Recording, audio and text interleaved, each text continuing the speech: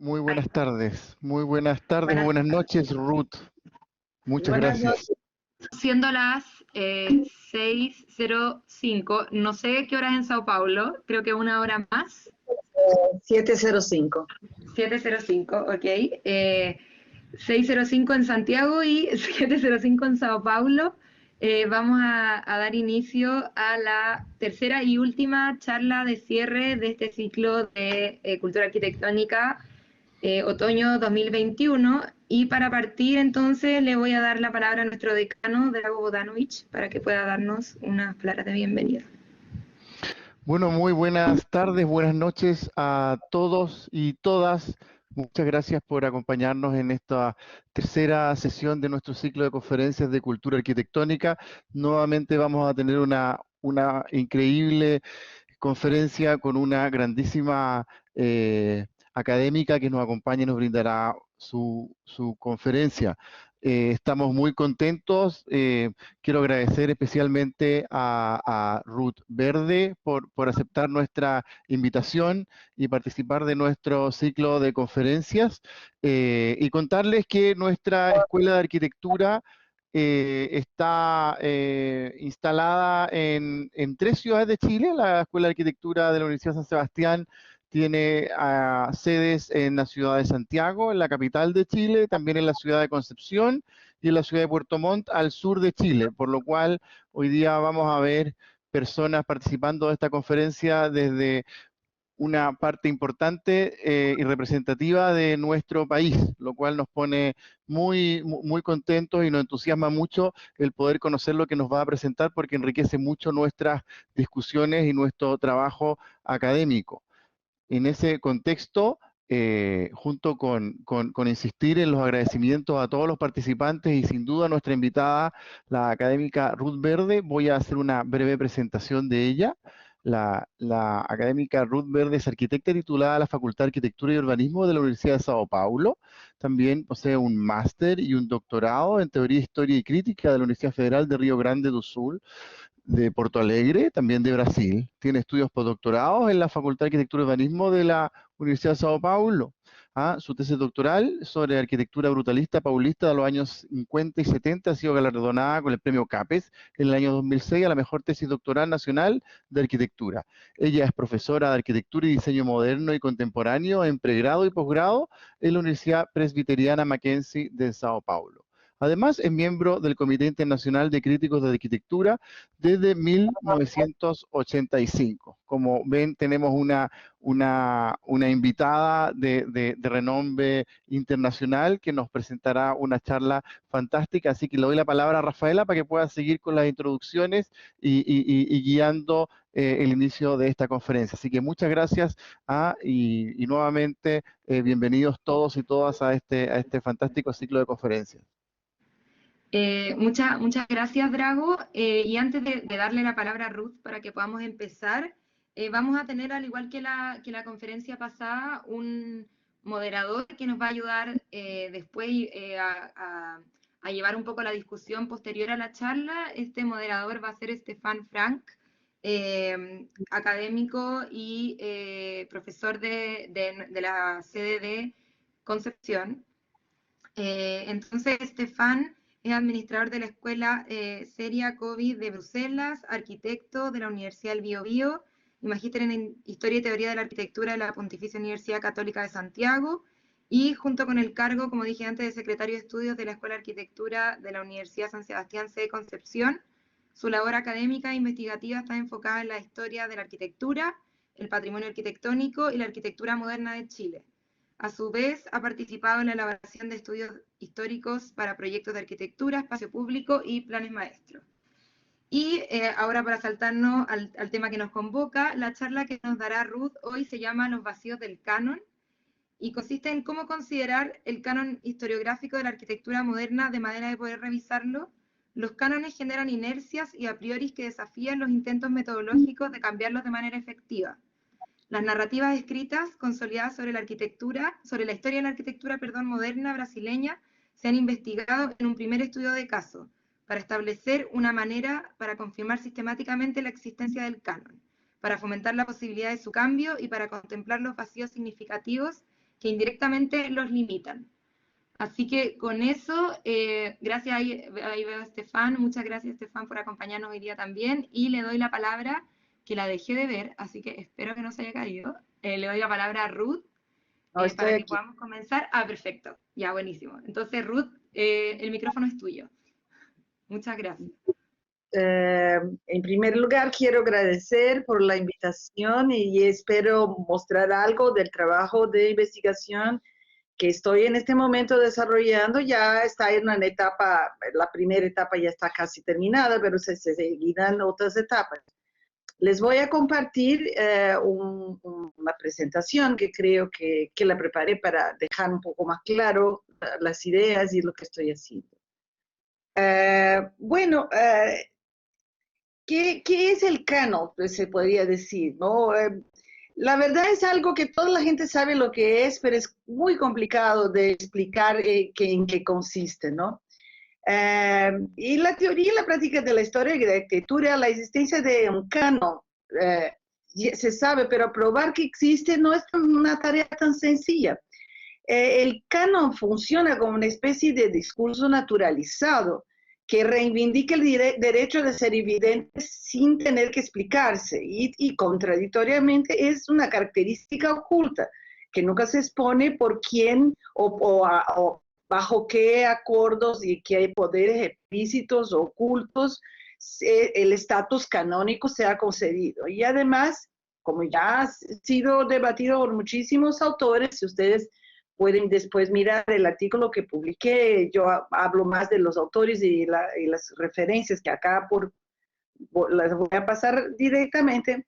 No es fácil apuntar qué es lo que torna una obra canónica y es más complicado explicar de manera rigurosa lo que se puede llamar una narrativa canónica, pese a que todos sabemos de qué estamos hablando de cierta manera.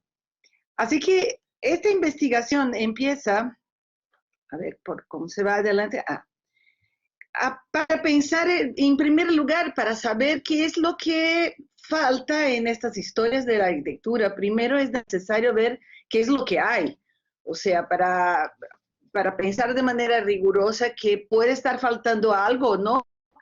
Necesitamos saber qué es lo que hay, ¿no? Entonces aquí hay una imagen de este artículo que publiqué en una revista brasilera, pero que hay versión en inglés y ustedes del portugués les parece más difícil, que es sobre el tema que voy a tratar hoy, pero en esta publicación no hay muchas de las imágenes porque se hizo en el año pasado cuando yo estaba empezando la investigación y ahora hay bastantes más cosas para mostrar.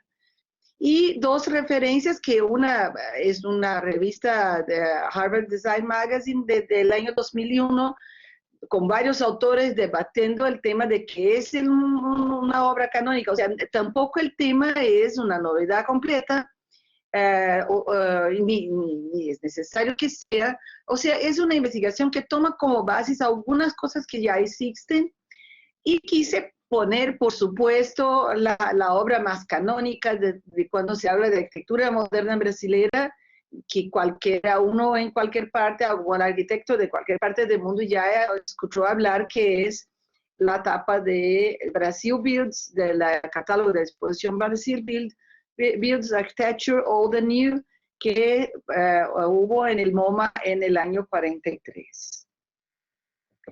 Pues, ¿qué es arquitectura moderna? Bueno, aparte de las definiciones más genéricas o más conceptuales, si uno quiere saber lo que es arquitectura moderna, seguramente va a mirar en estos libros o en muchos otros libros más que tienen como título Arquitectura Moderna. Entonces se imagina que es sin ningún adjetivo. No es arquitectura moderna en Brasil o en Chile o en Europa o en una parte. Es arquitectura moderna en el siglo XX y muchas veces historia de la arquitectura moderna, enciclopedia de la arquitectura moderna, etcétera, etcétera. Pero es interesante notar, y eso es un trabajo que hizo el arquitecto brasileño que vive en Texas, Fernando Laria, que hizo con sus alumnos un relevamiento de qué obras están mencionadas en 4 de estos libros, que el libro de Scully, el libro de Frampton, el libro de Curtis y el libro de Jean-Louis Coin. Y 98% de las obras que son mencionadas en estos 4 libros están arriba del trópico de Cáncer. No es que están en el hemisferio norte del planeta, están arriba del trópico de Cáncer, con las excepciones que viene usted aquí, un puntito en Chile, unos puntitos más en Brasil, uno en México, etc. O sea, ¿qué historia de la arquitectura general es esa que olvida 3/4 partes del planeta y que sabemos que hay muchas cosas que son muy interesantes de alguna manera, ¿no?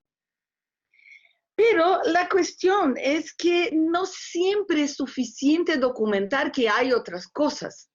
O sea, la documentación de que hay otras cosas más, la ampliación de conocimientos, que se podría incorporar lo que hemos todos investigado en nuestros países latinoamericanos, en África, en Asia, en otras partes, no es suficiente porque de alguna manera los paradigmas de pensamiento, las reflexiones y construcciones teóricas que animan todos estos libros atrapan el camino. O sea, sí se puede saber que hay otras cosas, pero siempre se las considera bajo el índice de que son menores, de que son menos importantes. Y para esto, y la prueba de que no son importantes es que no están aquí.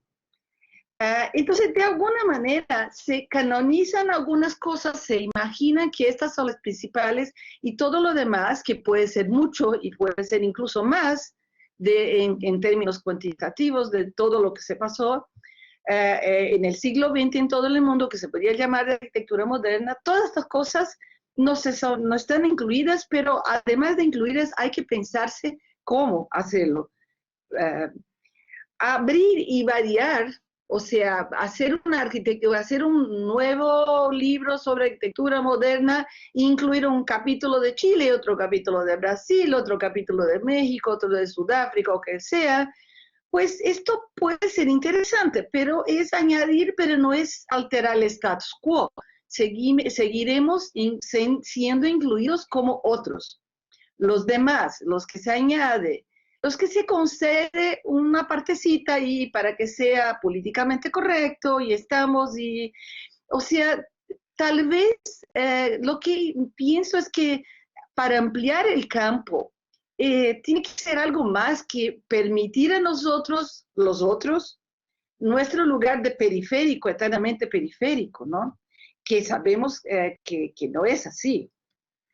Pero tampoco es suficiente percibir un problema. Si eso es un problema, ¿cómo es que se construyen maneras y condiciones para superar ese problema? Así que yo no voy a resolver todos los problemas de la humanidad de ninguna manera, pero me propuse hacer una contribución junto con muchos compañeros, porque ningún trabajo de investigación es una cosa que uno hace solo, es siempre un conjunto de personas que están formal o informalmente charlando y trocando ideas.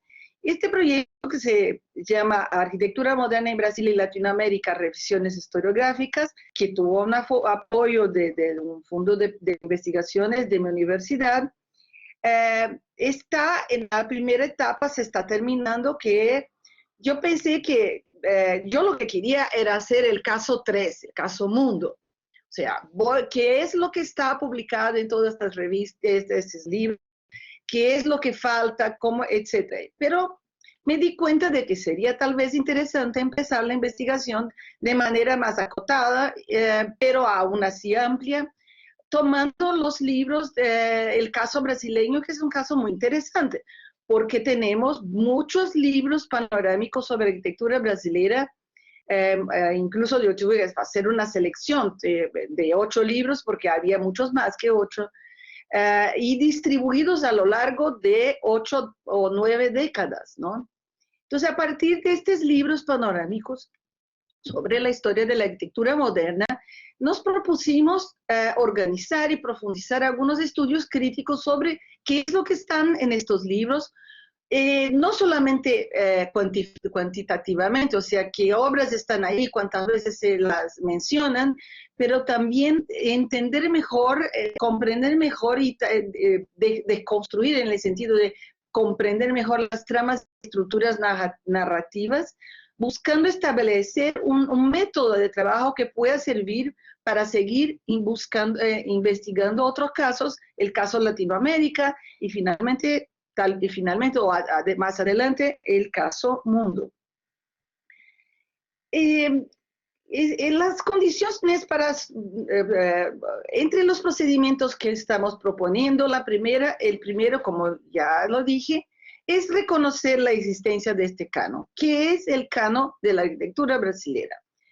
¿Qué es lo que hay? ¿Qué es lo que no hay? Que también es importante, porque si las ideas se repiten, o sea, hay algunas cosas que están y hay muchas otras que no están, porque no es posible tener todo siempre.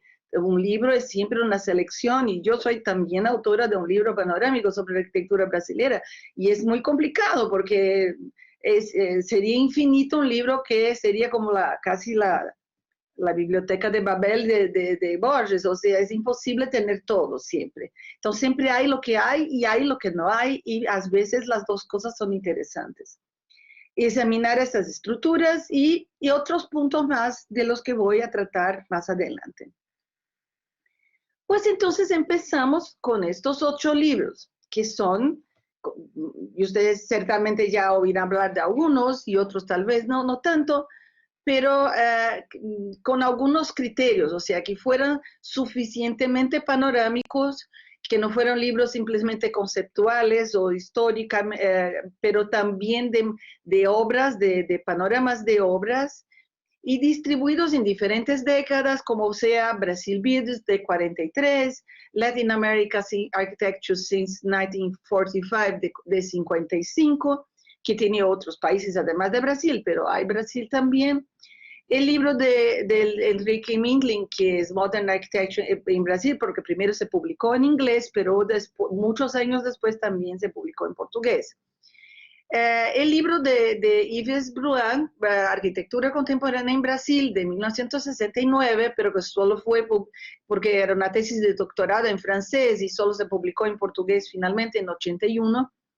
El libro del arquitecto Hugo Segawa, publicado en el año 97, Arquitecturas en Brasil, 1900-1990. También el libro que he hecho con mi amiga María Alicia Junquera Bastos, Brasil, Arquitecturas después de los años 50, y el catálogo de la exposición Latin American in Construction, organizado por Barry Bagdo y con el profesor Comas, con el profesor Jorge Liernor y Patricio del Real como organizadores. En el cual hay también varios capítulos sobre varios países. Y finalmente, algo más bien muy reciente, que es el catálogo y la exposición Infinito Vão, 90 años de arquitectura brasileira, que se inauguró en 2018 la exposición y el libro es de 2019. ¿De qué partimos? La idea no es contestar lo que está en estos libros, por supuesto que no, es todo al revés, es valorar el legado y el patrimonio cultural de la arquitectura moderna brasileña y latinoamericana, que ya está ahí consagrada de alguna manera en todos estos libros y otros, y hacerlo de manera respetuosa y correcta. Pero además de esto, también buscar activar lecturas críticas contemporáneas sobre estas narrativas y sobre estas obras canónicas, formulando hipótesis sobre posibles estrategias para activar revisiones, para superar interpretaciones estancadas o limitadas, ¿no? Algunas preguntas posibles que hicimos a lo largo de la investigación que les voy a contar, hay una parte más bien cuantitativa de relevamiento de todo lo que, todas las obras y arquitectos y obras que están mencionadas en estos 8 libros y varios gráficos para entender mejor este panorama, porque llega a ser una cantidad bastante grande de informaciones, pero algunas cuestiones analíticas también fueron estudiadas por mí o por el equipo y por algunas personas invitadas a participar de la investigación y del libro que va a salir sobre la investigación. primera cosa que salta a los ojos es la idea de la mirada extranjera. O sea, varios de estos libros fueron por iniciativas que vinieron desde afuera. O sea, empezaron casi varios de ellos por el MoMA, por el Museo de Arte Moderno, o también son catálogos de exposiciones, en algunos casos son investigaciones, en otros casos, y las narrativas temporales suelen ser lineales, pero cuando uno mira con más cuidado, con más detalle, cada uno de estos libros no siempre son así tan lineales como se imagina, las cosas van y vienen, y cómo pensar los vacíos que estas tramas que se proponen a partir de estos libros y la enorme cantidad de recurrencias de citas y de menciones que hay en estos libros que constatamos, cómo descubrir lo que no está a partir de lo que está, cómo ver el vacío, que es algo un poco desafiador. Y también las cuestiones éticas, una de ellas ya dije, que es, no se trata de decir que todo esto está mal y vamos a inventar una cosa nueva, para nada. La ética es de valorar todo lo que hay, pero encontrar nuevas estrategias de acercamiento para que estos libros no se lo tomen más simplemente de manera ingenua o de manera hacia a la carta. O lo que está ahí es verdad. Cuidado, vamos a pensar cómo podemos ver eso de manera más contemporánea y más adecuada al hecho que estamos ya en otro siglo, entrando en la tercera década de otro siglo y en que esto cambia la mirada que hacemos sobre estos libros. Pues, ¿cómo comprender críticamente las narrativas? Esto es lo que uno puede llamar de la base teórica o las referencias conceptuales, etc. No voy a hablar de todo, pero algunas cosas importantes hay que hablarse, o sea, por supuesto, hay este tipo de investigación que estamos haciendo tiene como un referente muy importante a los estudios del arquitecto argentino radicado en Estados Unidos, Juan Pablo Bonta, que infelizmente, por lástima murió muy temprano. Y he traído una frase, no de Bonta, sino de un texto de nuestro compañero Fernando Guillermo Vázquez Ramos, que vive en Brasil, pero es uruguayo en realidad, y tiene una serie de textos muy interesantes publicados en la revista Vitruvius, y que dice, tenemos momentos de formación, otros de difusión de ideas y por ende de divergencia. Juan Pablo Bonta explica muy bien este sistema cuando definió las emergencias de las interpretaciones canónicas, sea en este libro, Architecture and its Interpretation, o en otro libro que tiene sobre los arquitectos norteamericanos. También para mí es muy importante la referencia de las obras de Marina Weissman, la arquitecta argentina y crítica e historiadora, y lo saco simplemente una frase, pero hay que leerse a Marina Weissman siempre y creo que es muy importante. Y luego en el principio del libro tiene esta frase, el desmontaje de los mecanismos de la historiografía es una operación fundamental para una lectura crítica que haga posible la toma de conciencia de la propia posición ante la arquitectura. Porque todo esto no es una investigación porque queremos hacer cosas raras, sino más bien porque queremos hacer arquitectura. ¿Y cómo es que se hace arquitectura si no sabemos lo que se ha hecho? ¿Cuáles son las referencias que tenemos cuando proyectamos o que ustedes, los estudiantes, van a tener cuando proyecten? Si uno no hace una reflexión sobre eso, termina tomando como referencia de manera ingenua o de manera directa o de manera simplista las referencias que se presentan a la mano. O sea, el desmontaje del conocimiento de la historia y el desmontaje de sus mecanismos es muy importante para que uno tome posición como arquitecto y ante la arquitectura. También me gustan varios historiadores, por supuesto, y uno que me encanta es Paul Veyne, un historiador francés, que tiene este librito que es muy fácil de leer, que se llama Cómo se escribe la historia. Seguro este está en portugués, pero seguro hay en español también. Y que escribe muy fácil, muy bien, y tiene algunas frases muy irónicas que me encantan, como esta: las historiografías que se creen totales engañan al lector sobre su mercancía. Esto deberían decir a todos los autores que publicaron libros llamados Arquitectura Moderna en el siglo XX y que se creen totales. Están engañando, nos están engañando. Y eso lo dijo Paul Veyne, no yo. También tengo como referencia los trabajos de nuestro querido amigo y compañero de muchos otros trabajos de investigaciones, Horacio Torrent, argentino radicado en Chile, que ustedes todos conocen. Y particularmente he destacado este texto que publicamos en una colectánea de textos cuando se hizo un encuentro de Docomomo Brasil, del capítulo de São Paulo de Docomomo Brasil, y publicamos un libro con varias contribuciones. Y el artículo de Horacio, el sueño y la realidad, unidad estilística y dispersión urbana, que es casi una encomienda, como es Brasil en Latinoamérica, de qué se sabe de Brasil en Latinoamérica, o qué se supe, que se ha sabido en el pasado, en el siglo XX, en los años 30, 50, 70, etc. Y destaco una frase de Horacio que dice: el recorrido del canon interpretativo de la arquitectura brasileña resulta interesante porque en él queda palmariamente claro un problema mayor, que no atañe a las particularidades brasileñas, ya que el sistema Brasil fue tan solo un caso ejemplar de un problema universal, el ocaso de la búsqueda de unidad estilística que caracterizó la arquitectura moderna. No voy a hablar demasiado de cada referencia, pero de cierta manera también me sentí autorizada a empezar por el caso Brasil, no solo porque es mi país, pero porque también parece ser que estudiando un caso específico se puede de alguna manera estar estudiando un caso ejemplar de algo que va a pasar en otras instancias y de otras maneras, tal vez en otras escalas.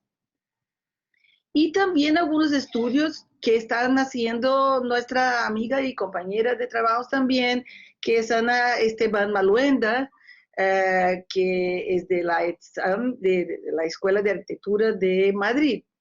Y en especial está este texto, La mirada distante, la construcción de la imagen y arquitectura moderna brasileña y latinoamericana, que está publicado una parte, y su libro sobre arquitectura moderna en Latinoamérica, y una serie de trabajos de gráficos interpretativos que ella también utiliza en sus análisis, etcétera, y que también es algo que hacemos, ¿no?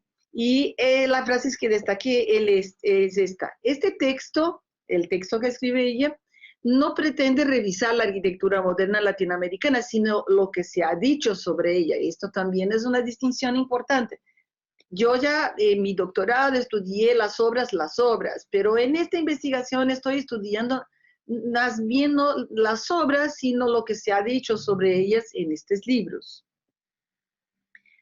Hay también una serie de otros referentes importantes, como el trabajo el libro sobre arquitectura moderna en Latinoamérica de Lara y Carranza, o el ya mencionado libro Latin America in Construction, y algunos artículos que yo he preparado a lo largo de los últimos años, más o menos mirando estos grandes panoramas. Este es un artículo de la revista Suma, Sincronizando los relojes modernos, que es un comentario sobre tanto la exposición como el catálogo de esta exposición de MoMA, como del libro de Lara y Carranza, y volviendo a entender esta casi obsesión por sincronizar Latinoamérica, como si eso fuera de alguna manera posible, cuando siempre mirar lo que hay de común, pero también hay cosas en común, pero también lo que es diferente es interesante. Siempre me gusta ver los dos lados de las naranjas.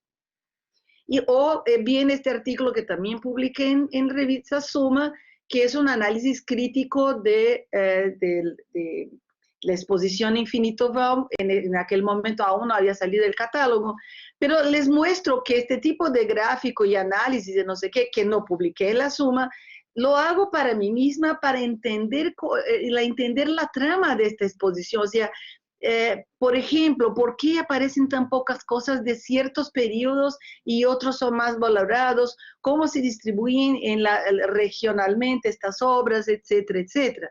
Entonces, desde hace algún tiempo que estoy buscando entender estas cosas y de a poco en poco se van construyendo hipótesis que se transforman en investigaciones.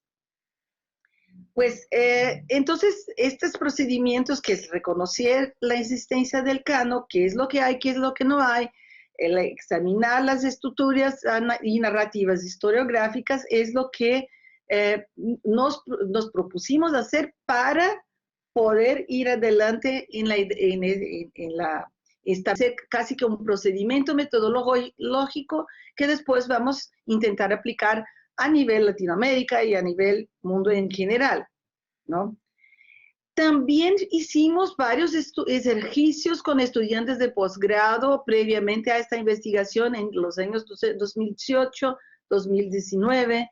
Les voy a mostrar algunos. Por ejemplo, cada estudiante o dupla de estudiantes tomaba un libro y hacía las interpretaciones que quisieran, pero dentro de esta idea de estructura narrativa, de organizar datos cuantitativos y a partir de los datos cuantitativos sacar interpretaciones conceptuales. O sea, no, el dato en sí mismo no es nada.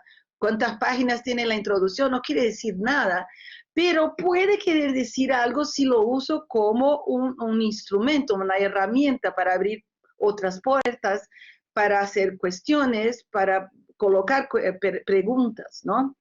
O cuáles son los arquitectos más mencionados, cuántas obras son mencionadas, cuántas páginas son dedicadas. Es interesante porque el arquitecto más mencionado es Niemeyer en la obra de Breuer, pero hay casi el segundo arquitecto más mencionado son los hermanos Roberto, pero el segundo arquitecto con más páginas es Artigas.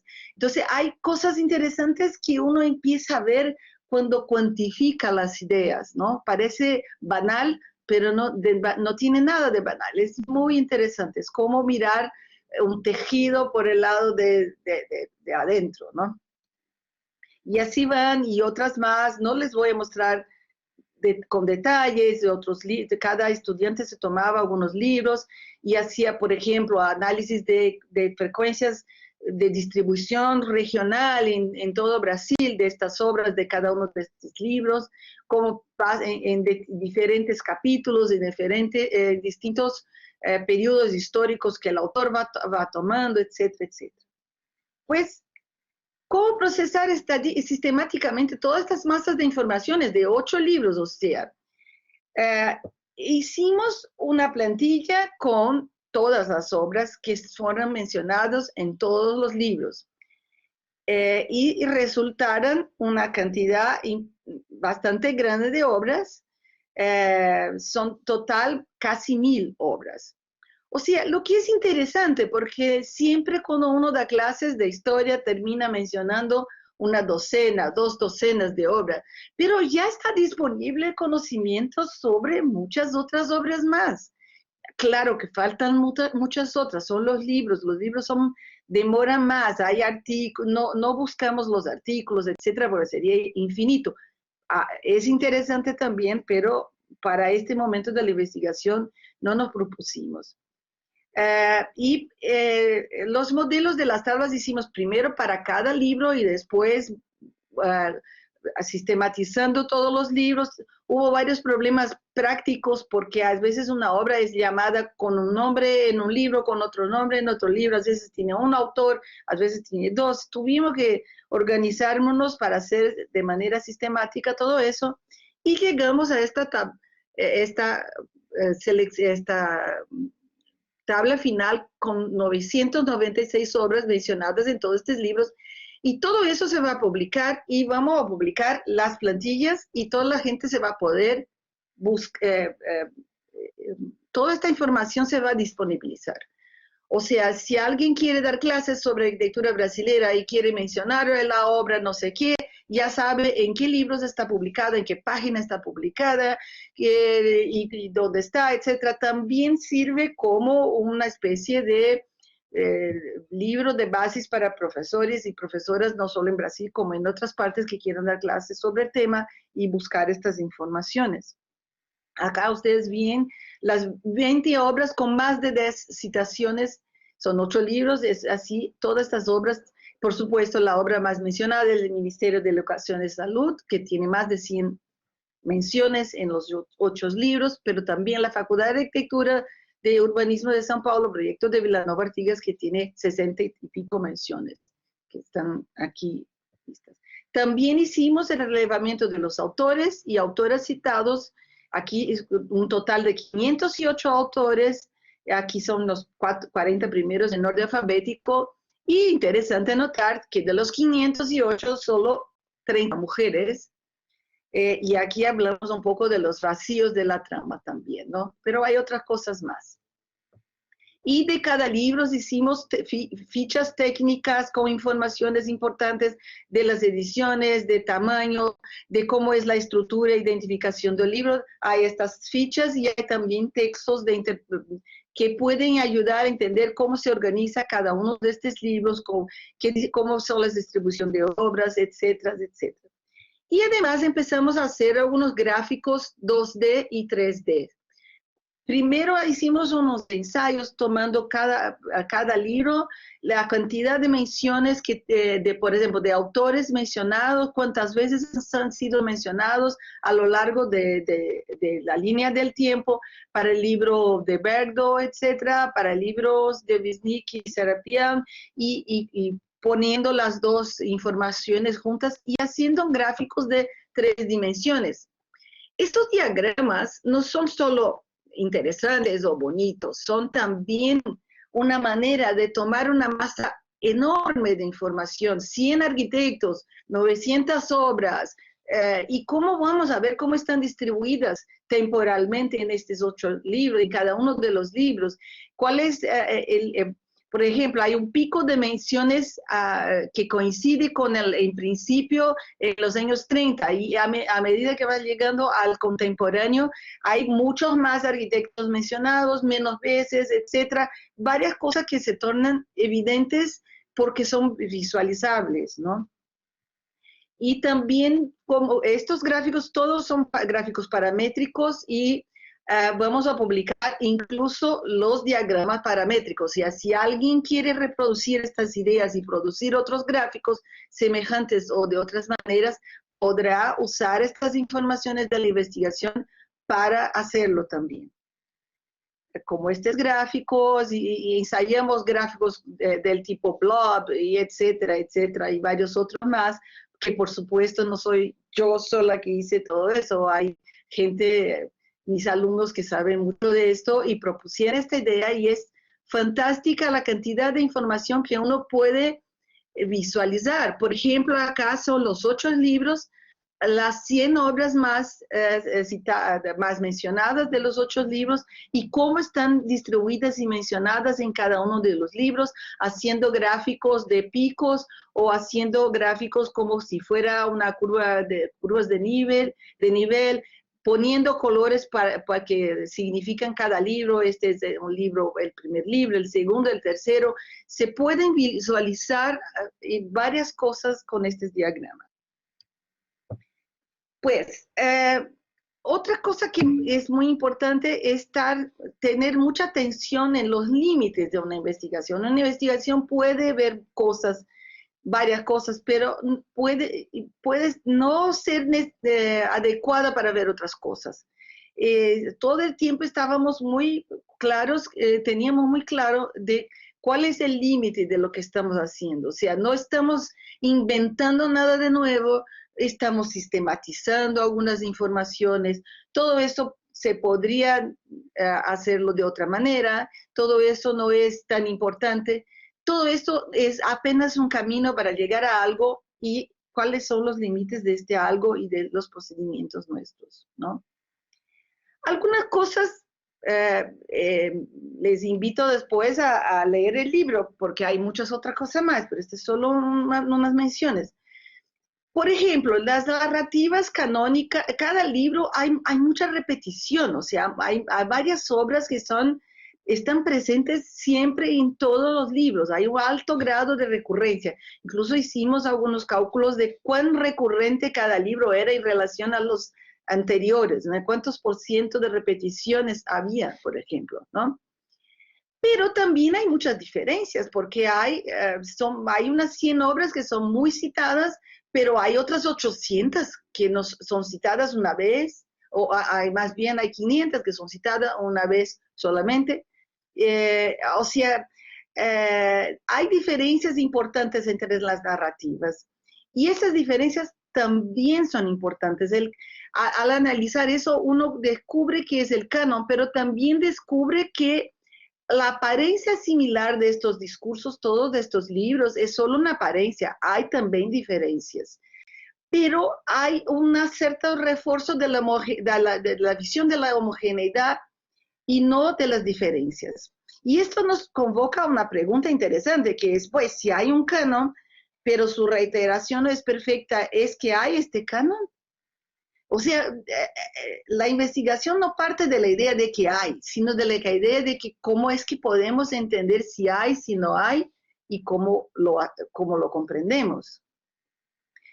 Esta reiteración también pone una cuestión conceptual interesante, porque estos 8 libros, el primero es de 40 y picos, el último es de 2020, o sea, casi un siglo, 90 años, y el último libro, que es Infinito Vão, es muy referenciado en los libros anteriores. Prácticamente no hay casi ninguna obra que no esté mencionada en los anteriores, excepto las obras más contemporáneas, porque ahí los otros libros no alcanzaban. Pero nada permanece igual después de un siglo. ¿Cómo es que es posible? Parece problemática esta prevalencia de un solo paradigma que se repite, ¿no? Entonces, si es problemática, ¿por qué ocurre? Y lo que uno puede pensar es que tal vez el canon es un monumento a sí mismo, o sea, se constituye como monumento a sí mismo. Es un acto que rema en contra de la corriente del flujo temporal. La existencia de un canon se colabora para su propia perpetuación, estimula a las nuevas generaciones la voluntad de pertenencia, de referendarse a este canon de alguna manera, ¿no? Todo esto ya son la parte conceptual y de investigativa y cualitativa de las ideas, ¿no? Y la idea de promover nuevas posibilidades narrativas tampoco es que la investigación va a hacerlo. Lo que pedimos es que varias personas hicieran pedimos a varios compañeros que hablaran de varios temas y varias percepciones para ampliar estas ideas y es una contribución a más en el campo, ¿no? En cualquier caso, repito, el objeto de esta investigación no es borrar o eliminar el canon predominante. Yo estoy convencida que el canon es inevitable. La manera como se organiza el proyecto es inevitable que trabajes con referencias. No hay como inventar la arquitectura todo lunes por la mañana. Eso no existe. O sea, el canon es siempre, de alguna manera se va a organizar, si no es este, es otro. O sea, no es la idea borrar o eliminar el canon, sino ampliar el conocimiento de su existencia y facilitar el cuestionamiento. O sea, le estoy tomando esto como referente, pero los absolutos los pongo en subjudice, o sea, no sé si todo es absoluto.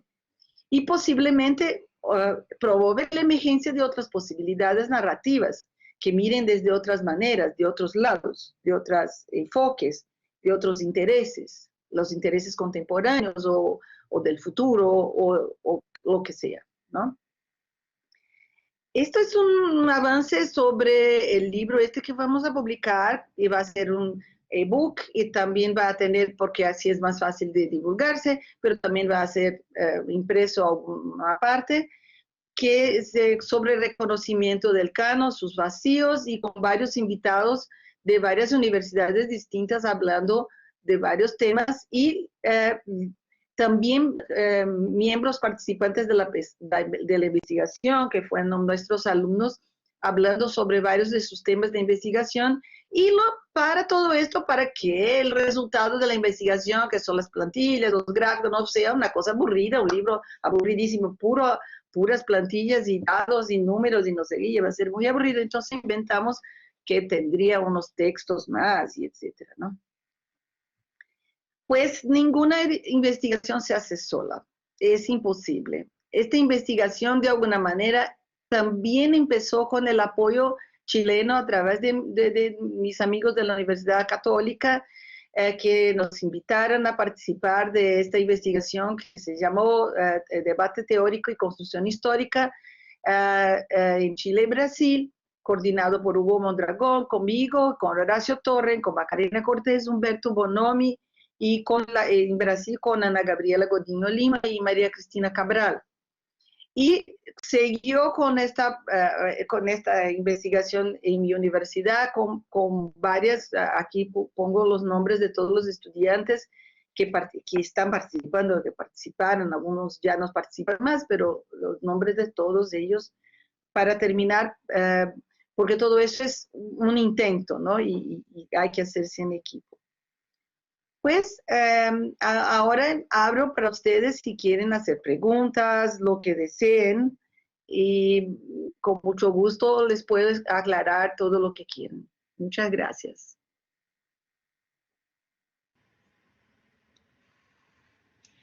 Muchísimas gracias, Ruth.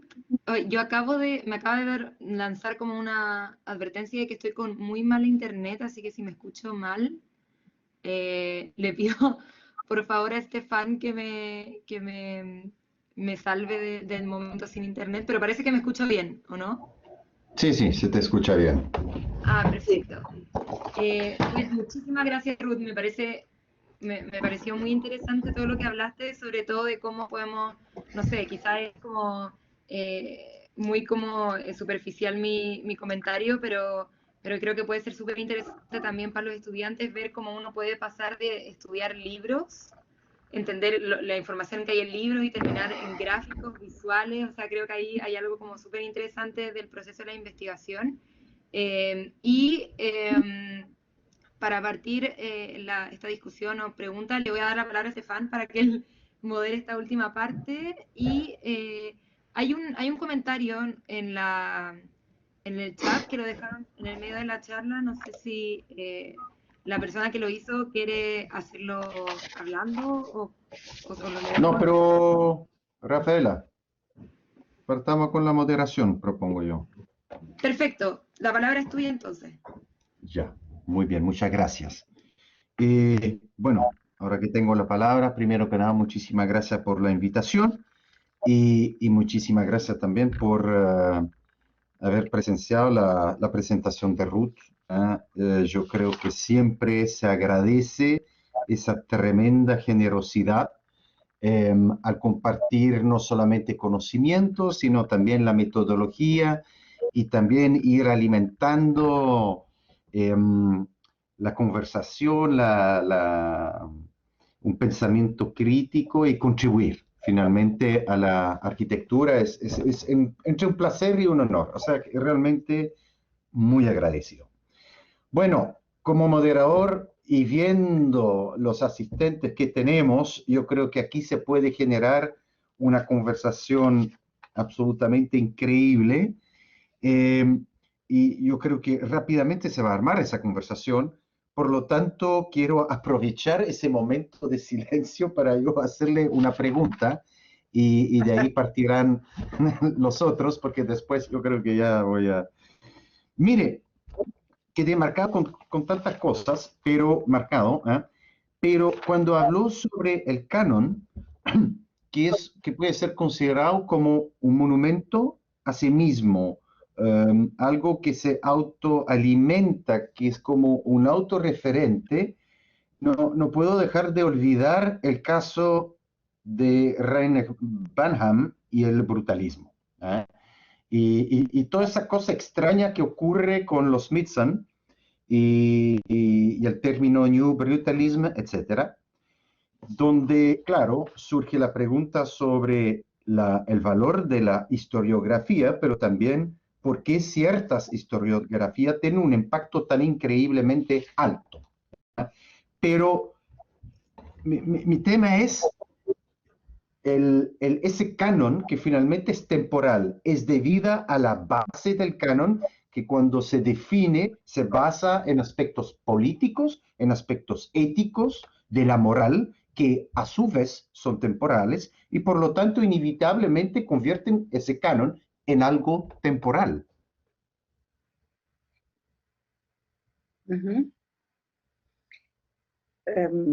¿Es la pregunta? Sí. Bueno, Sí. pues lo divertido es que justamente yo estudié mucho el caso del brutalismo, porque empecé estudiando la arquitectura de São Paulo en mi máster y mi doctorado de los años 50, 60, cuando aún no estaba de moda estudiar brutalismo ni nada de eso, ahora está de moda. En este momento nadie quería hablar de eso, era toda una arquitectura malísima que estaba bien en los 60. Esto ya cambió porque las modas, los arquitectos somos todos fashion victims, hay modas y modas, no admitimos, pero somos, ¿no? Entonces yo fue muy interesante porque después de estudiar la arquitectura en São Paulo, yo puse a estudiar la arquitectura dicha brutalista por falta de otro nombre mejor, en Latinoamérica, en varios países de Latinoamérica, visitando obras y en varios otros países del mundo, etc. Y el panorama que se me armaba viendo todas estas obras es que el relato de Banham es muy insuficiente, pero muy insuficiente. O sea, claro, lo ha hecho en su momento con las informaciones que tenía él, ¿no? No, claro, no voy a ser anacrónica y decir que él estaba equivocado, no estaba equivocado, no sé, pero es un relato insuficiente porque toma muy pocas obras en consideración. La única obra latinoamericana que menciona, como ustedes saben, es la Quinta Normal de Bresciani, Valdés, Huidobro, etc. Y le pone como fecha 64. Bueno, yo fui al Centro de Documentación Sergio Larraín y busqué los planes, y los planes están a 53. Esto cambia toda la historia. Este dato cambia toda la historia. La historia que cuenta el señor Banham, de que primero vinieron los Smithsons, después vinieron no sé qué. Si uno ve las obras de Mayupani en México, si uno ve las obras pues se tardaron un poquito más para construir, pero Mayupani ya tenía construido su Miguel Alemán en 49. Si uno mira las informaciones, los datos factuales, las obras y las fechas, el panorama que se muestra de lo que puede ser el brutalismo es completamente otro. Pero ahí me di cuenta de que no bastaba yo mostrar que las obras hacían otro panorama, porque Banham, porque en mi doctorado, por ejemplo, mi amigo José María Montaner me cuestionó, dijo, pero usted está en desacuerdo con Banham. O sea, ¿quién es doña Ruth, una sudaca, una mujer sudaca, para estar en desacuerdo con Banham? Bueno, yo no estoy en desacuerdo con Banham, es que Banham es muy interesante, a mí me gusta mucho Banham, yo lo leí muchísimas veces, tiene insights interesantísimos sobre lo que es o lo que no es el brutalismo, tiene interpretaciones que se pueden seguir viendo y no sé qué, pero en términos historiográficos, su historia de que empezó con Smithsons y termina con Smithsons y todo lo demás es derivaciones, es fake. Y él lo admite. Y él lo admite en la última página, porque nadie lee a Banham. Yo lo leí mucho. En la última página dice, todo esto no es una historia, todo esto es un relato de un envoy, o sea, de un correspondiente de guerra, hablando de sus compañeros. O sea, admite que está haciendo el elogio de sus compañeros, de alguna manera, ¿no? Entonces, pero tienes razón, ¿por qué Banham hace un gran impacto? Porque este mundo es imperfecto y desigual. porque no importa todo lo que yo investigue, todo lo serio que sea, todas las informaciones que yo busque, si como, las interpretaciones son eurocéntricas y si se entran en conflicto con las interpretaciones eurocéntricas, yo tengo que disculparme y probarme 50.000 veces. Entonces, no es igual. El campo historiográfico no es ingenuo, es permeado por cuestiones ideológicas. Y eso es importante de notarse, porque cuando uno le baja, si no lee con la cuidado de atención de saber que no está a decir la verdad ni la mentira, pero está a decir algo que puede decir él, que es un hombre blanco, europeo, no sé qué, de la generación, no sé qué, es todo lo que puede ver. Yo puedo ver otras cosas. Entonces, el impacto es político, sí que es político, por supuesto. Pero nosotros, los sudacas, hacemos el juego. Cuando decimos, por ejemplo, yo fui me alargo en mi contestación demasiado. Yo fui a Quito y fui a ver a las obras de Milton Barragán y otros más que son muy interesantes. Y ahí la gente dice así, pero no son tan importantes como las obras europeas. Son buenísimas, son mucho más interesantes en algunos casos. Yo hice una comparación del Bagrish Auditorium de Marcel Breuer y el auditorio de la PUC de Quito, que tiene una forma más o menos parecida.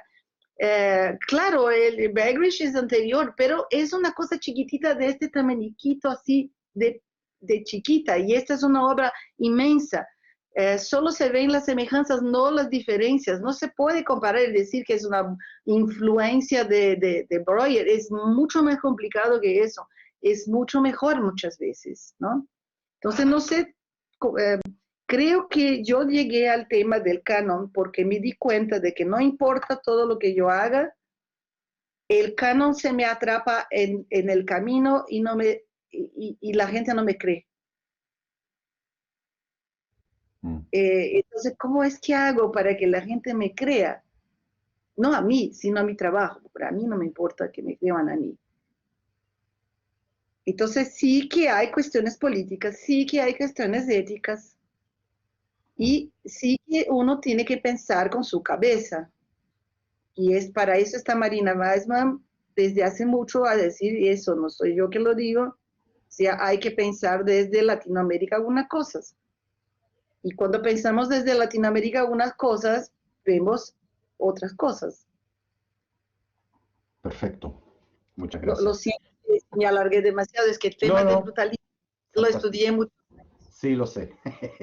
Mire, yo propongo para los participantes que planteen su pregunta a través del chat o que simplemente levanten la mano para pedir la palabra y comunicar lo que tienen que decir verbalmente. Aquí tenemos una pregunta.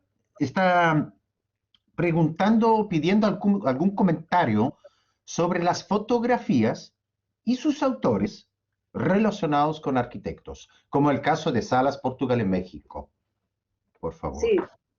En el libro anterior que hicimos, que es este que yo mostré la tapa en uno de los diapos, además del texto de Horacio, hay también un texto de Andrés Telles sobre aproximaciones fotográficas de fotógrafos en Brasil, y en São Paulo y en Chile.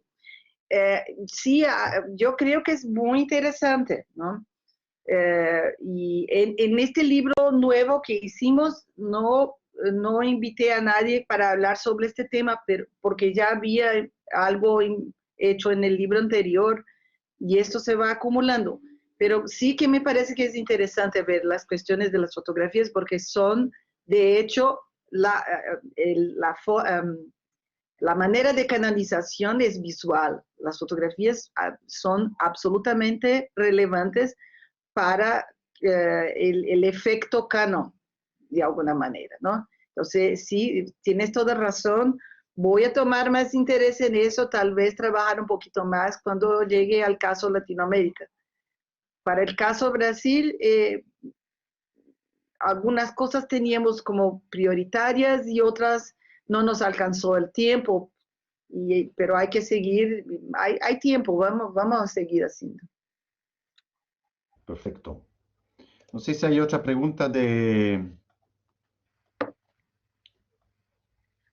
Les quería decir que no hay preguntas malas ni equivocadas. Pueden preguntar lo que les dé gana. Yo no me ofendo y yo tampoco me ofendo con muchas cosas, ¿no? Entonces puede preguntar todo, que yo no me voy a aburrir, ni me voy a ofender y no me va a parecer que está mal. Puede preguntar, que siempre es interesante.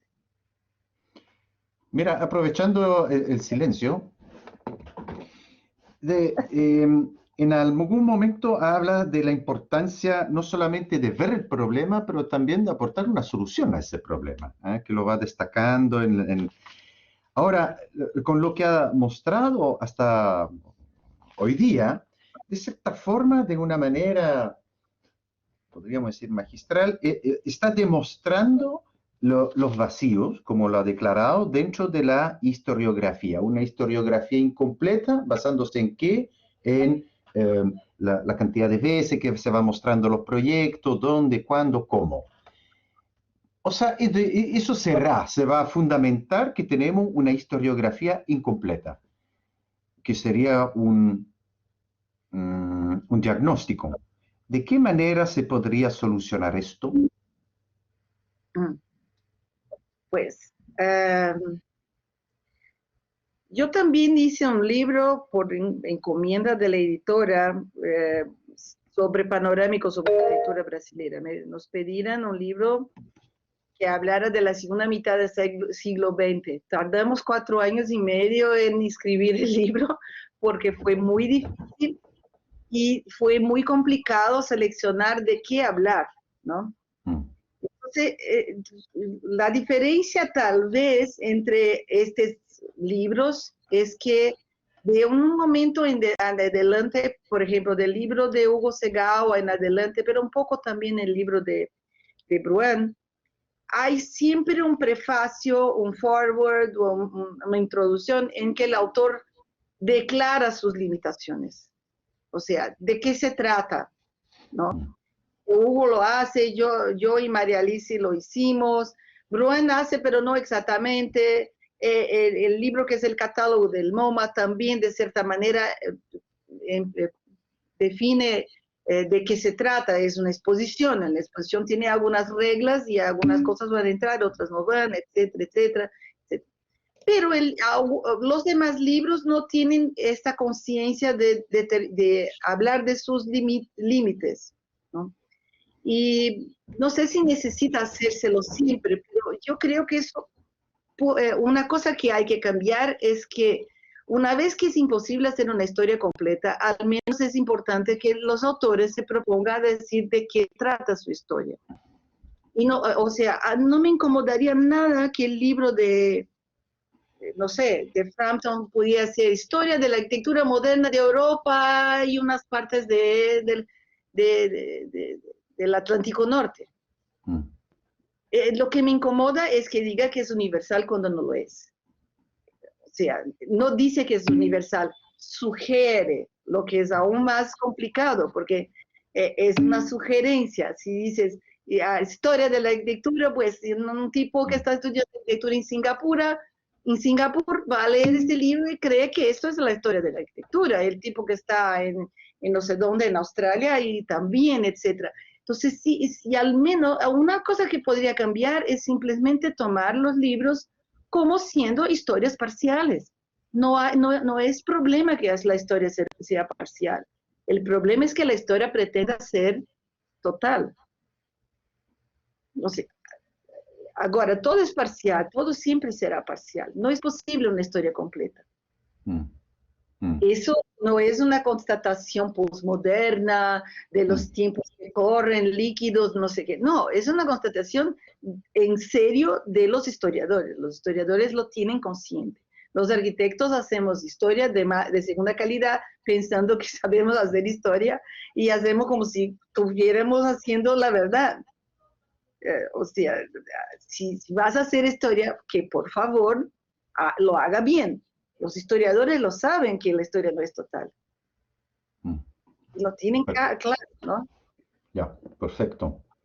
Mire, Carolina Fonseca preguntó aquí, luego del tremendo trabajo hecho en Brasil, para el caso Brasil, ¿cuál sería el país que más le interesaría investigar en su desarrollo arquitectónico moderno y específicamente brutalista y por qué?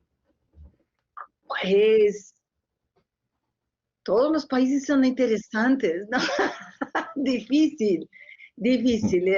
Los países, yo los que he visitado, todos tienen informaciones, pero lo que he estudiado un poquito mejor, pero no visitado todo lo que quisiera visitar, fue tal vez Argentina, porque está más próximo, pero le he leído los libros de historia general de arquitectura, historia de Argentina también, para entender ciertas cosas, pero también México me interesa muchísimo, Chile me interesa muchísimo, muchísimo. Colombia y Ecuador fue una gran sorpresa encontrar una excelente arquitectura de muchísimo buen nivel. También lo mismo se pasa en Venezuela y en otros países latinoamericanos. Creo que por eso que, no sé, Carolina, es complicado seleccionar algo. Yo soy un poco así ambiciosa, yo quisiera hacer todo, visitar todo, vivir 1000 años y seguir viajando cuando se termine la pandemia.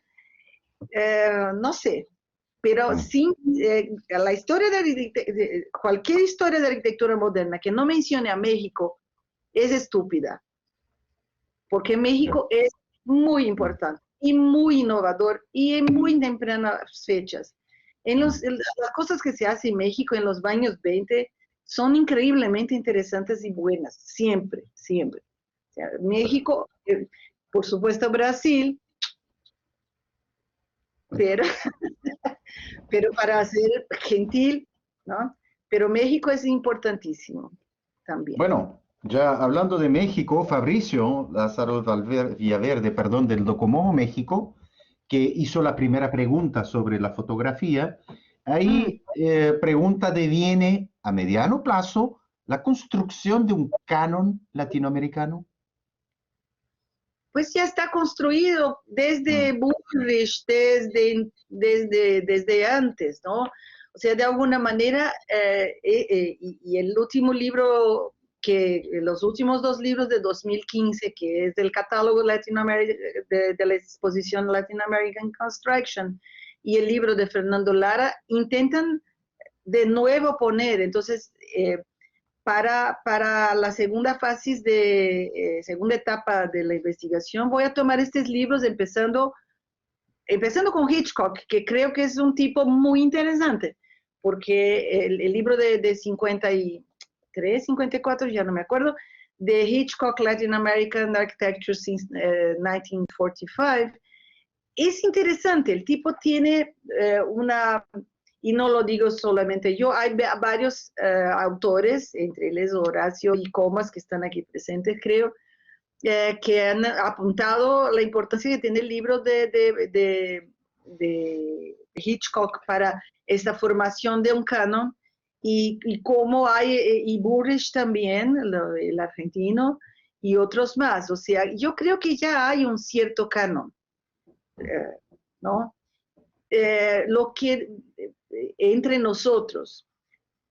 Pero hay lo que no es exactamente un canon, pero los referentes internacionales sobre Latinoamérica, que fueran en algún momento Niemeyer, que podían haber sido otros arquitectos, y ahora está de moda hablar de Lina Bobardi, etcétera. Pero eso siempre es tomado de manera secundaria, o sea, reduciendo la complejidad de todo un continente a 3, 4 figuras que son verdaderamente interesantísimas, pero no es demasiado, ¿no? La gente me pide, ay, que hable de la historia de la arquitectura, una conferencia sobre un panorama de la arquitectura brasileña. Digo, bueno, Brasil es tan grande, ¿cómo se puede hacer eso sin decir de manera más restricta? Entonces, ya hay algunos cánones, y en contrapunto hay estas canonizaciones de personajes, no de obras, más que creo. Pero eso lo voy a investigar ahorita, y cuando lo tenga un poquito más bien elaborado, se lo voy a publicar porque a mí me gusta publicar. Y ese tema de solicitar, de hablar sobre la arquitectura Brasil, de cierta forma es consecuencia de vernos como la periferia. Tal vez, es posible. Mm. O sea, cuando cuando uno mira desde afuera, hay un dicho que dice, pues si llegas a un país, en 3 días entiendes todos, o en 30 años entiendes todo. A la mitad del tiempo no entiendes nada. O sea, la idea es que cuando llegas ya entiendes todo. Entonces la gente está con esta ilusión de que puede llegar a entender todo. Es complicado, nuestros países son muy complicados, y la arquitectura es muy rica y muy interesante y con muchos personajes sí. Claro, es que ese es el problema, la periferia se mira de lejos, mientras que lo propio se mira con lupa, entonces lo propio se ve siempre más complicado. Pero A ver, siempre es más fácil ser cosmopolita cuando uno vive en la periferia. Porque yo soy obligada a hablar mi lengua, la tuya, el inglés, el francés y lo que sea. Y ellos pues se arreglan con su lengua, son muy provincianos. Nosotros somos los cosmopolitas. me parece. Drago, nuestro decano, plantea la siguiente pregunta. Según lo conversado, podemos entender que el canon se gesta tanto por las obras como por cómo, cuándo y quiénes publican las mismas. Un ejemplo interesante es que en las obras completas de Le Corbusier, este omite más de una década de su obra inicial. Así, cuánto del canon se establece por las obras y la historia misma, cuánto pesa el rol editorial que las publica.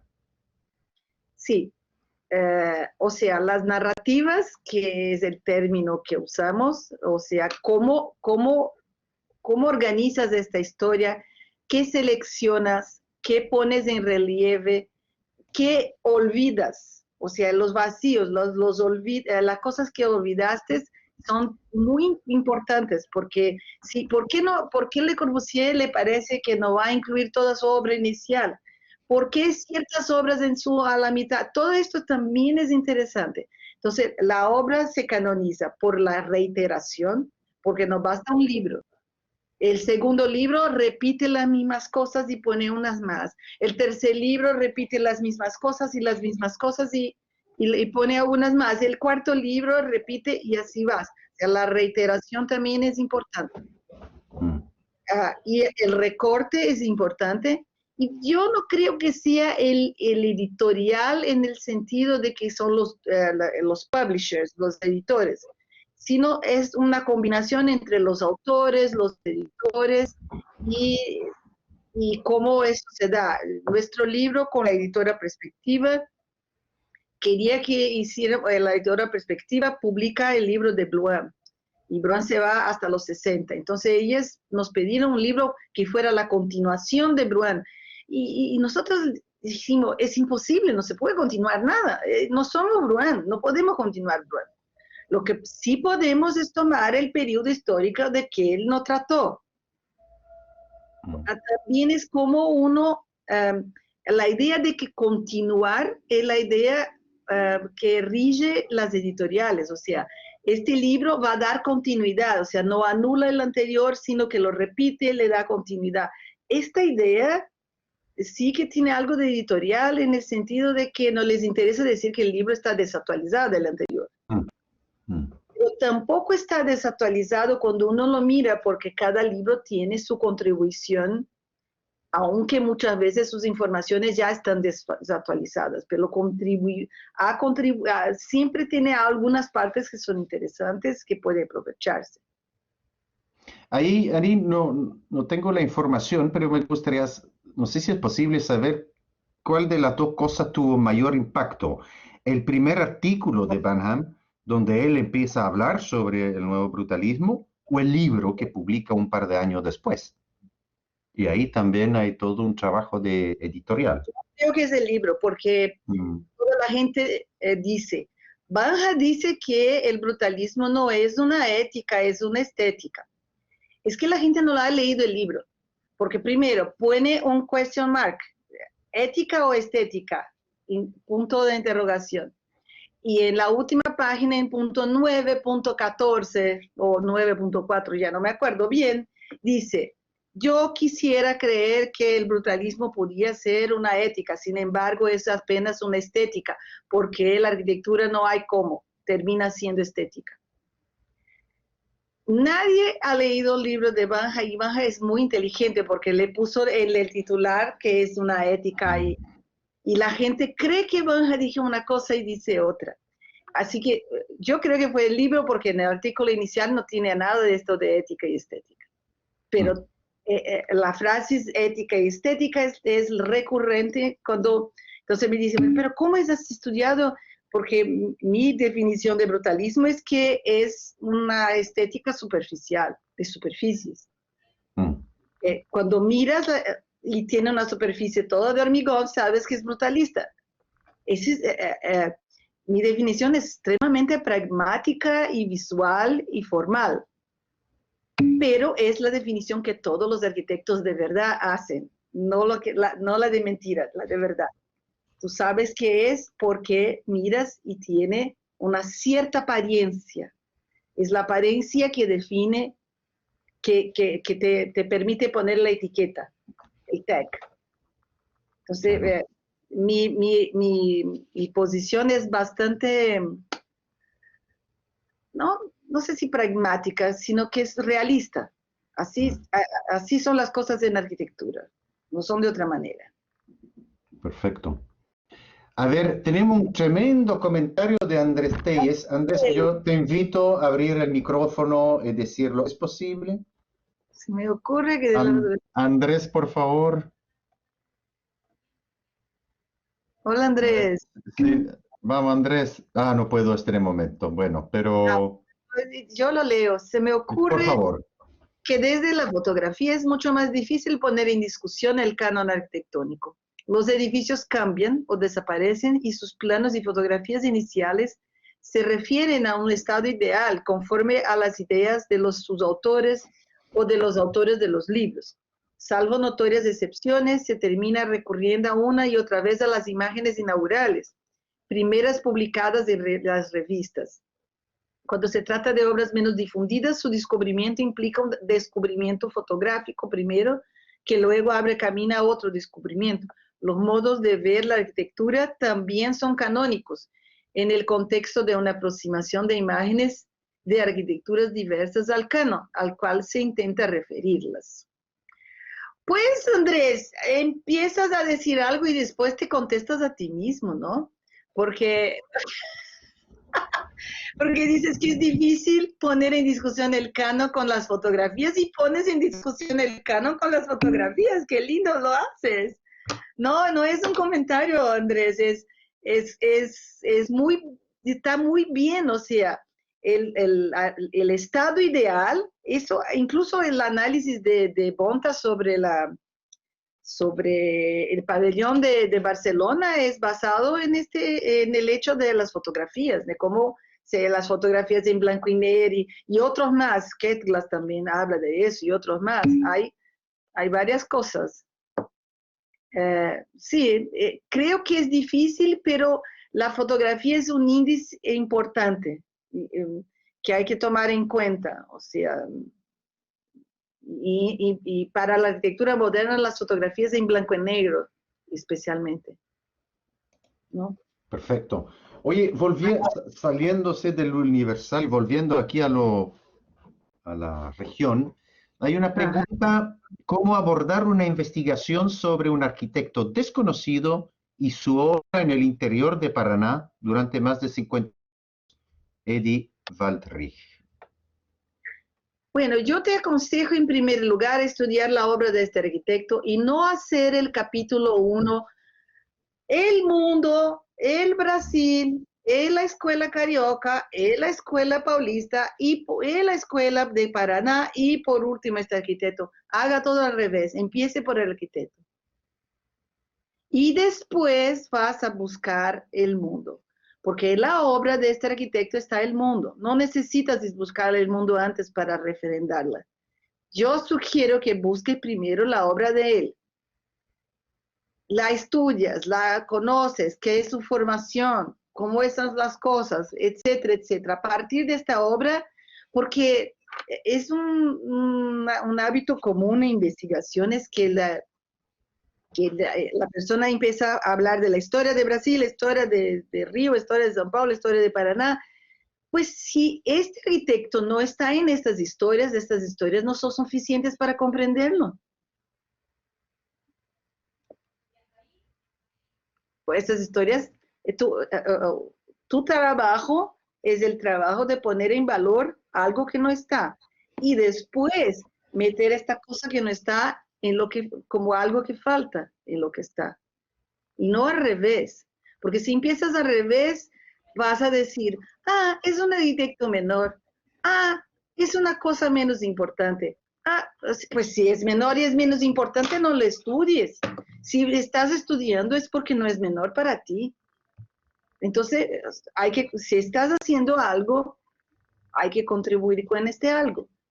El otro día en uno de esos debates internacionales que participamos, una señora que vive en Inglaterra puso la pregunta que cómo era que en Latinoamérica, ¿cómo era la pregunta? Yo la apunté porque me pareció la cosa más rara y ya la tengo apuntada aquí porque quiero, no, ahora porque la quiero encontrar, no la voy a encontrar. ¿Qué cosa? ¿Cómo puede ser eso?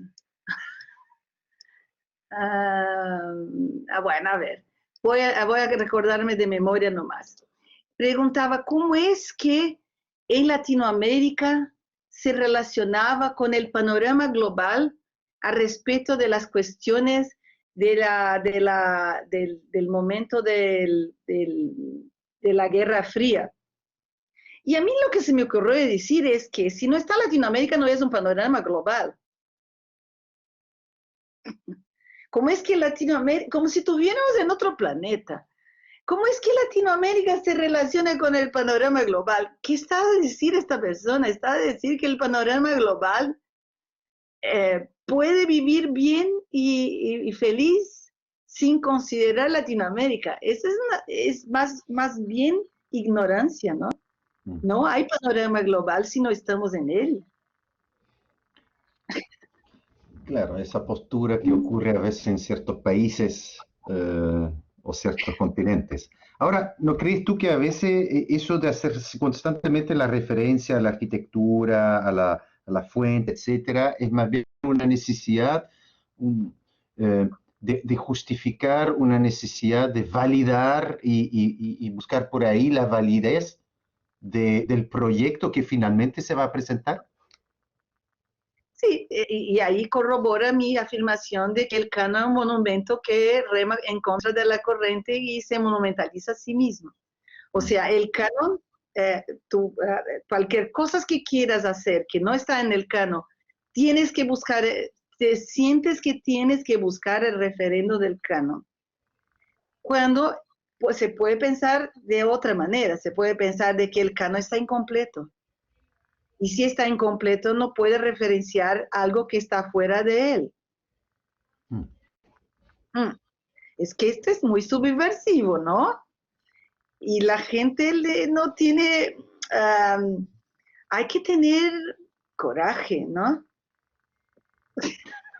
Porque claro, porque hay que partir con fundamentar que el canon está incompleto y partamos por esto. Entonces, bueno. No, o sea, sí, es que además nosotros los investigadores, los profesores y etcétera, no yo, pero la gente pide al alumno, no, ¿cómo vas a hablar de una obra brutalista en el interior de Paraná si antes tienes que estudiar a Banham y tienes que leer todo Banham y tienes que tomar las categorías que propone Banham? O sea, nunca se va a contestar las categorías de Banham si toda vez que vamos a estudiar cualquier cosa tenemos que primero conocer las categorías de Banham. Conocer Banham es magnífico, yo lo conozco bastante bien, lo he leído todo. el problema es tomarlo como patrono. No hace falta. Hay que tomar todos los autores, incluso la Ruth, críticamente. No es porque yo estoy a decir que es verdad, es mi manera de ver la mejor posible, lo que me he puesto con seriedad a ver eso. Pero yo soy finita, tengo una posición geográfica, tengo una posición temporal, y eso me limita lo que puedo ver y lo que no puedo ver. Yo y cualquier ser humano del planeta. O sea, no hay que tomar ningún autor como si fuera las tablas de Moisés que bajaron del monte Sinai, no sé. Todo es, ¿no? Es una verdad relativa. Esto incomoda a mucha gente. Que las cosas sean relativas incomoda a mucha gente. A ver, de nuevo nos escribieron de México.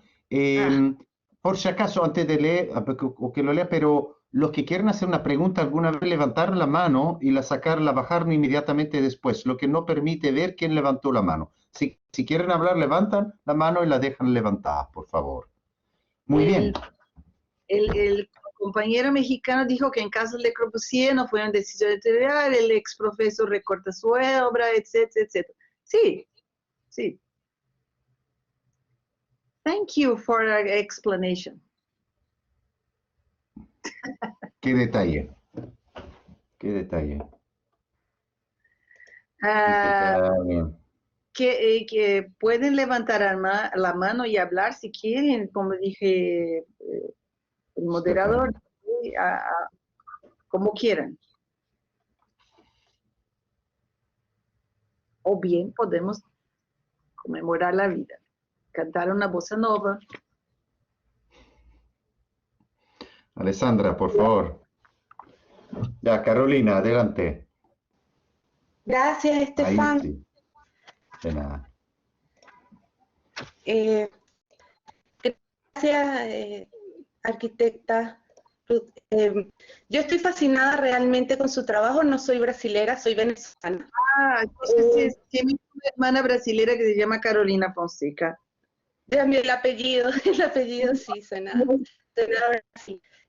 Más que preguntar, yo le quiero agradecer por sobre todo porque tenemos invitados estudiantes en esta charla, y es interesante que ellos, a través de lo que usted nos ha mostrado hoy, puedan entender que la historia es una sola, y que hay que despertar la curiosidad en entender el porqué de la arquitectura que estamos observando.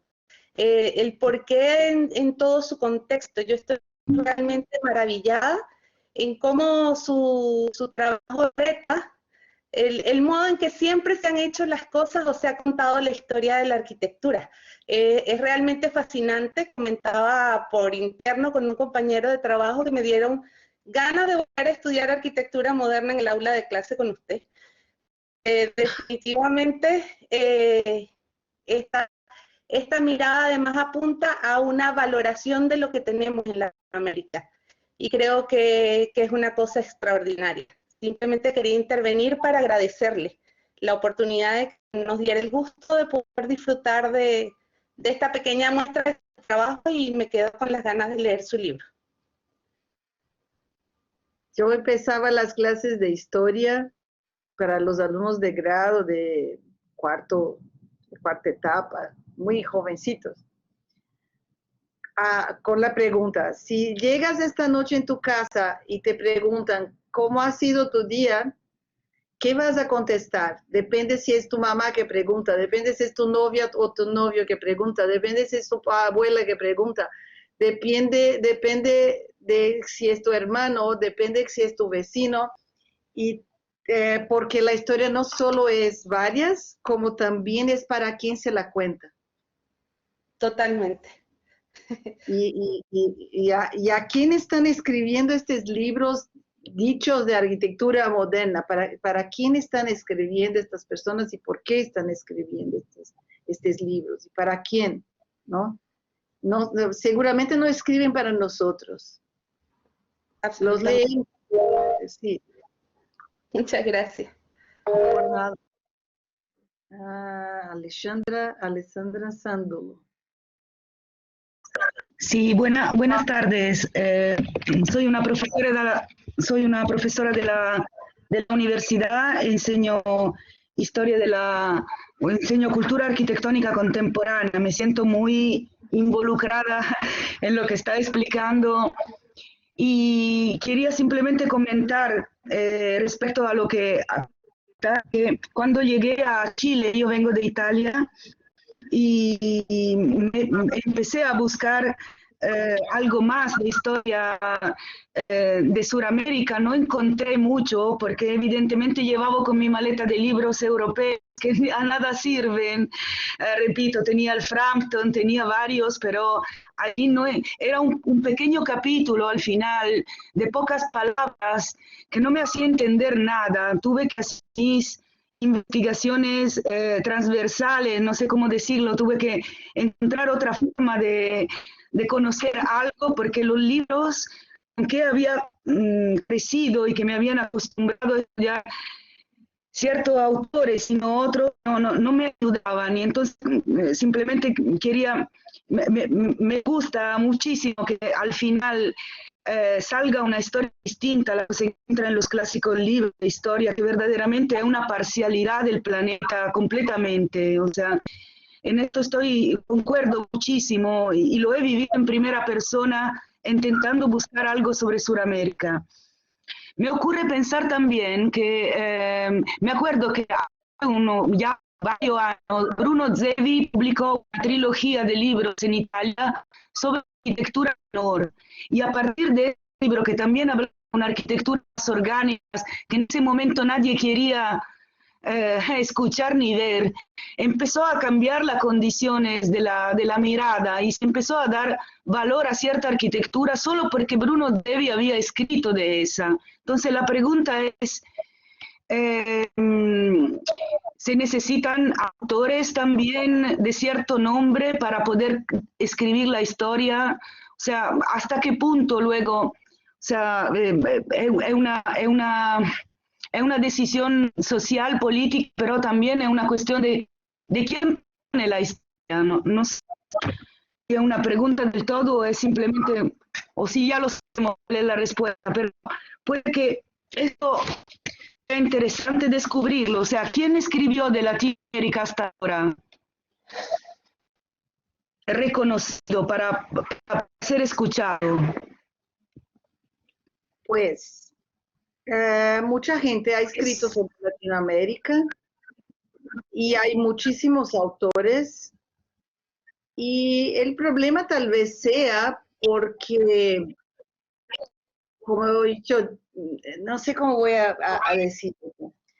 Yo estoy leyendo mucho. Cuando empezó la pandemia, tener que estar en casa, yo me propuse leer cosas sobre el racismo y feminismo y no sé qué, lecturas que yo me interesaban, pero no había leído. Entonces me compré un montón de libros.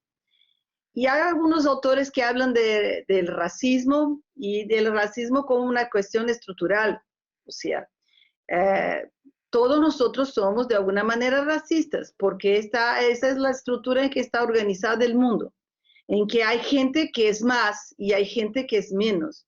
Y esta diferencia se coloca por tono de piel, la cantidad de melanina o por el sitio geográfico que vive en el mundo, si vives en la parte norte o si vives en la parte sur. Entonces, en principio sos una persona menor. Y esto es la estructura del racismo que está permeada en todas partes y por toda la gente. Entonces, yo cuestionaría la pregunta de qué es una persona importante, que hay que, porque para decidir que una persona o un autor o una autora es importante, no es algo apolítico, no es algo deshistoricizado, no es algo que no sea, es una cuestión ideológica. Yo, por definición, siendo mujer y siendo sudamericana, no voy a ser importante nunca. y no importa la calidad de mi trabajo, o sea, no hay meritocracia en el mundo de la arquitectura como no hay meritocracia en el mundo ninguno. No es el trabajo mejor o peor que dice que este trabajo es importante. Son mecanismos de prestigio internacionales, está referendado por el MoMA o está referendado por alguna casa editora importante. O sea, hay instrumentos y hay organizaciones que otorgan referencias a estas personas. Pero el libro de Latin American Construction, el capítulo sobre Brasil lo escribí yo, pero eso sigue no siendo importante. Entonces yo no sé no sé cómo contestarte, Alessandra, porque en primer lugar había que desconstruirse qué es la importancia de una persona. Si es la calidad de lo que dice, o si es la calidad de su, porque es hombre, porque es mujer, porque vive en una parte específica del mundo, porque tiene más o menos melanina en su piel.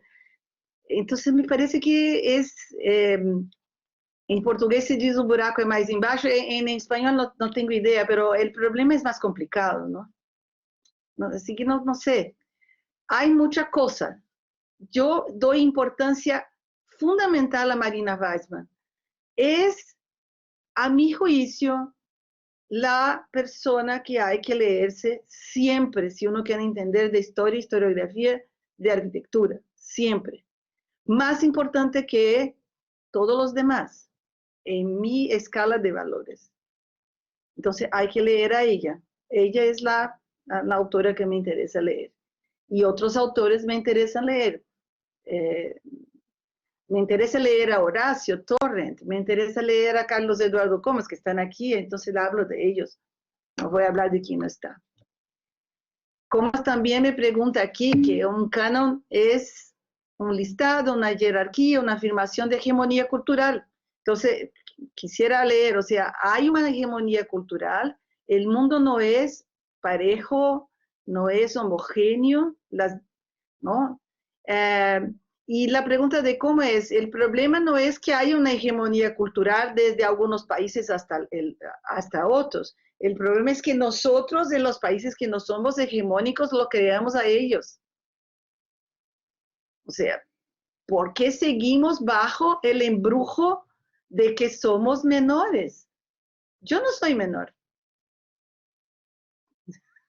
A esta altura de mi vida, con 66 años, ya no tengo más vergüenza de nada. O sea, no soy menor. Mis amigos latinoamericanos no son menores y amigas, ¿no?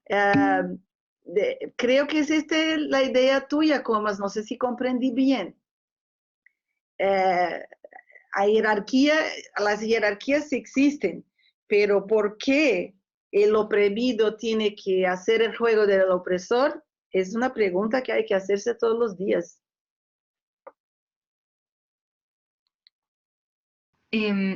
No, yo he tratado de prender mi cámara todo el rato porque estoy muy interesada en la conversación, pero no sé, en Santiago está lloviendo y no llueve nunca, por lo tanto llueve y el internet funciona pésimo. Entonces, no. Está lloviendo en Santiago, qué bueno, estaba seco, Sí. Había sequía. Había mucha sequía, llovió harto, así que bueno por ese lado, pero como no es una ciudad que no está acostumbrada a la lluvia, llueve y se corta la luz, deja de funcionar el internet. Entonces... Pues estamos acostumbrados con la lluvia y se corta igual también. Entonces... En Concepción y en Puerto Montt yo sé que están mucho más acostumbrados que nosotros, así que deben encontrar que los santiaguinos somos muy ridículos porque se nos corta la luz con la lluvia, pero bueno, ciudad seca. Bueno, y como dice Carolina, y yo solamente quiero aportar eso y quizá si no hay más preguntas en pos de la hora y también ya le hemos quitado demasiado tiempo a Ruth. Carolina dice extraordinaria y yo estoy completamente de acuerdo, ha sido una charla alucinante a mi parecer y un tremendo cierre también de este ciclo, que esta era la última charla de esta temporada. Gracias por la invitación. Siempre es un placer estar con, con la gente de toda Latinoamérica, Chile en especial. Tengo nostalgia de ir a Chile. Debería haber ido a Chile cuando empezó la pandemia. Estaba programado que iba en mayo de 2020 y pues se acabó el mundo y no fui.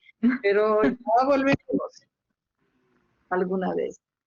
Perfecto. Le sumo las palabras, Ruth, un placer, que esté muy bien, cuídese mucho, por favor, y hasta la próxima.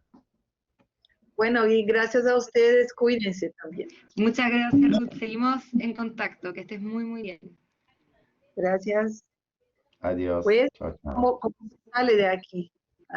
Sí, puedes cerrar la ventana nomás. La puedes cerrar y listo. Sí. Muchas gracias. Gracias. Y Hasta luego. chao. Y muchas gracias a todos y a todas por conectarse, los que participaron. Y gracias, Estefan, por la moderación. Muy, muy interesante también. Gracias por la invitación, Rafaela. De nada. Que esté muy bien a todos y todas. Chao, chao.